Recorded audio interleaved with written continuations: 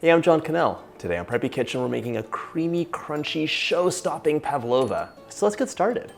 First off, set your oven to 300 so it's nice and hot. And now we are going to be separating 4 large eggs. This is so important because this recipe only uses the egg whites and you cannot have any little bits of yolk in for best results.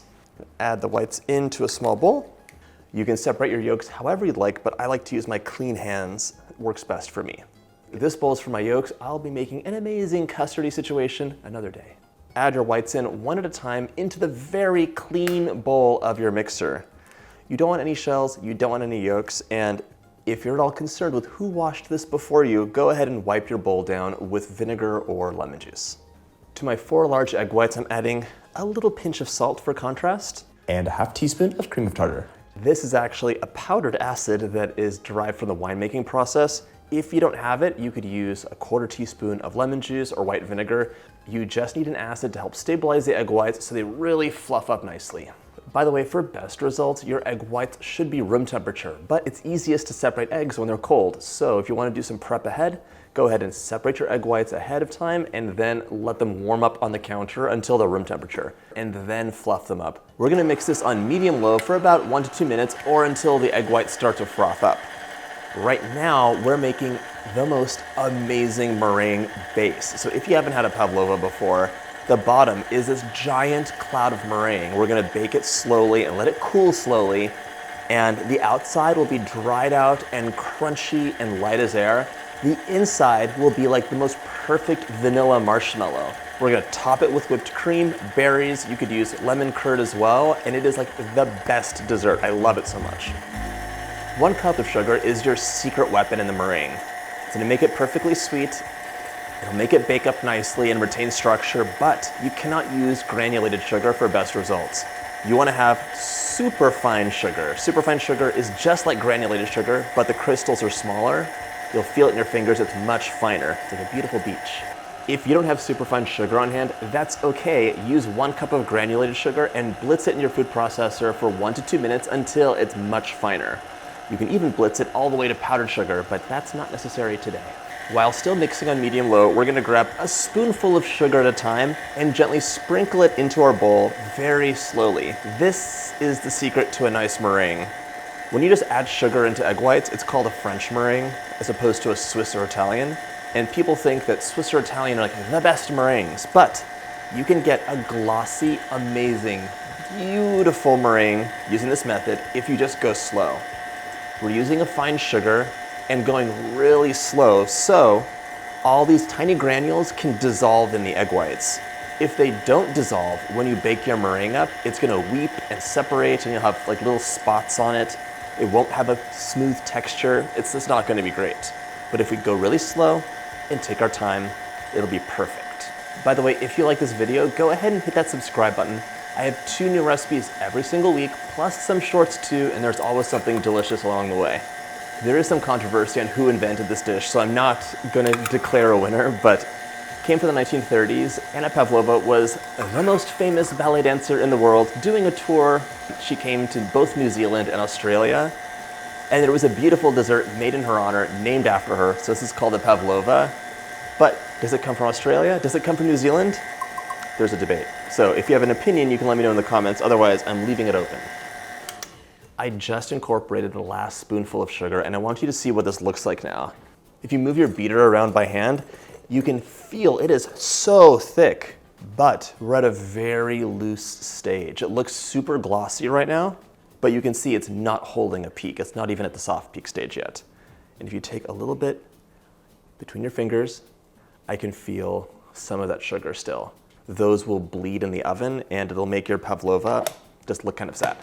We're gonna mix this on medium-high now for 5 to 8 minutes until we have stiff, glorious peaks. You'll be shocked by how much volume we can beat into here. So 1, 2, 3, 4, 5, 6, all the way to medium-high. And we're gonna mix it up. You can walk away, set a timer, but just come and check the consistency every once in a while after you scrape the bowl down. Oh my gosh. Very important. You don't want to have like a little pool of unmixed egg whites at the bottom, so scrape the bowl down first. There could be some sugar on the side of the mixer as well. After you scrape the bowl down, it's time to add a teaspoon of vanilla. It'll give you a lovely depth of flavor. Medium-high, 5 to 8 minutes, set a timer. While your meringue's mixing, grab a sheet of parchment paper, as well as an 8 to 9 inch round thing, and we're just gonna trace a circle so we can make a really nice shape. You wanna have a circle, but you do not wanna be eating any graphite, so you always flip the paper upside down so you can just see through it, but have a clean bottom. About 7 minutes of mixing later, let's take a look. Oh my gosh. That is the peakiest peak that's ever peaked. If you look inside of here, it's like a meringue mountain, and that's what we want to see. This has been mixed until it is so thick. If you try to do it by hand, you're gonna be struggling. I could feel my mixer like with its motor. Look at this. That's so nice. Once you have your lovely, stiff, glossy meringue, you're almost done, but not quite. Right now, I'm gonna sift in 1.5 teaspoons of cornstarch, and this is gonna do 3 things. The cornstarch will give me a more marshmallowy center. It'll give a little bit more structure to this as well, and it'll absorb liquid, which will help stop any sugar from seeping out and forming these weird liquidy pools at the bottom. And just use your spatula to fold this in. So just gonna gently fold it in a couple batches. Now we can shape our pavlova and get it into the oven. A little tip before you get started, this will slip and slide all over the place, so grab a little dot of meringue at each corner. That's gonna be our glue to hold this together so nothing slides around, which would be quite annoying. By the way, this is one of the tests to see if your meringue is ready. Invert upside down over your head, and if you don't have a mess, it's a good sign. All right, we're gonna scoop some of this meringue out. Work this into a nice circle, so I'm gonna start by giving it a swoop around.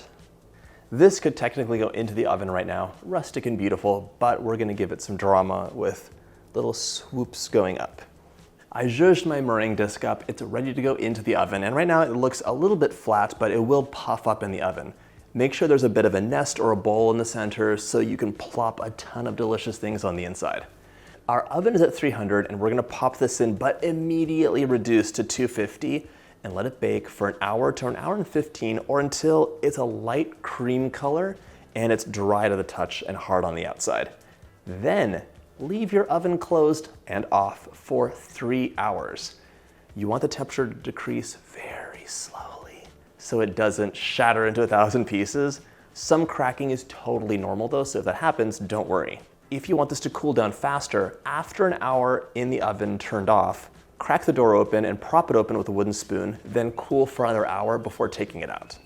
If you're making this on a humid day, good luck. But if you're concerned about humidity or just want to make this in advance, you can leave this in the oven overnight so it cools down so slowly and you can make something delicious the next day.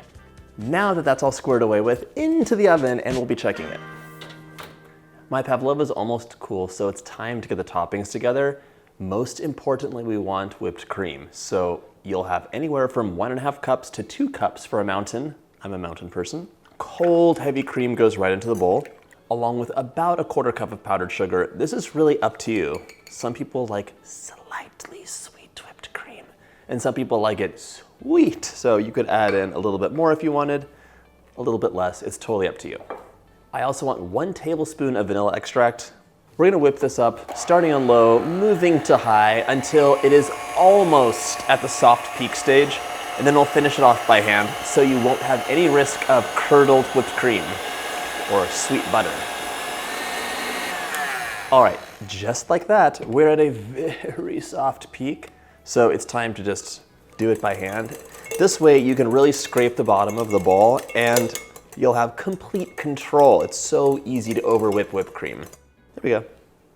Nice soft peak, luscious and beautiful.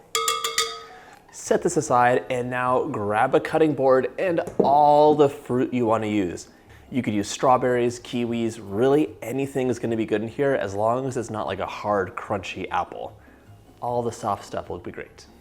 Ooh, passion fruit, the list goes on. It's time to grab about 3 cups of any fruit you want. I'm using a combination of strawberries, blackberries, and blueberries. That's what I have on hand, and it's delicious. All right, let's grab a cake plate, your pavlova, the whipped cream, and the berries, and get to work. My pavlova is out of the oven and cooled, and a lot of you are gonna panic. You're like, oh my gosh, it cracked. That's okay. It is not a precious like viennoiserie or patisserie that you would like have to be so precious about. A meringue will crack. That's what it does.